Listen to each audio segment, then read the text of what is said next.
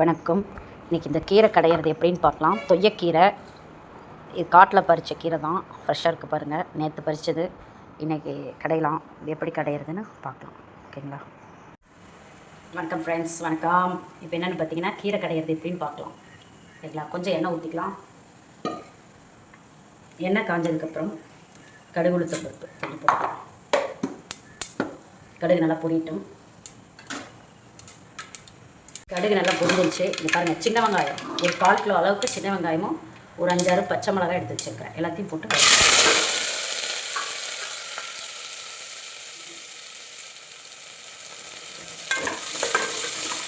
வெங்காயம் வதங்கிறதுக்கு தேவையான அளவு உப்பு, கீரைக்கும் சேர்த்தியே தேவையான அளவு நான் கல்லுப்பு தான் போடுறேன்.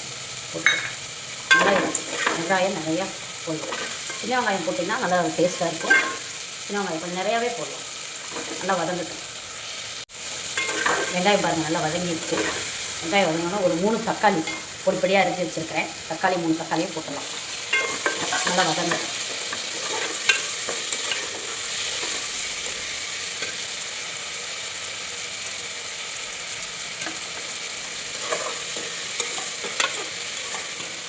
நல்லா வதங்க. சூப்பராக பாருங்கள், தக்காளி வெங்காயம்லாம் வதங்கிடுச்சு. கலரே பாருங்கள் சூப்பராக அழகாக இருக்கும். பச்சை, சிகப்பு, வெள்ளை. இப்போ கீரை நான் ஏற்கனவே எடுத்து நல்லா அலசி வச்சுருக்கிறேன். கீரையை போட்டுலாம். நல்லா வதங்கிடுச்சு. கீரையை போட்டுலாம்.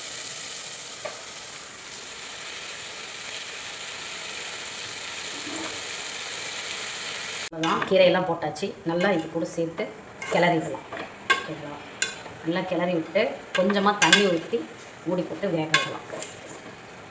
வெறும் கீரை தான். கீரையை மட்டும் கடையிறது. வெங்காயம், தக்காளி, பச்சை மிளகாய், உப்பு எல்லாம் போட்டு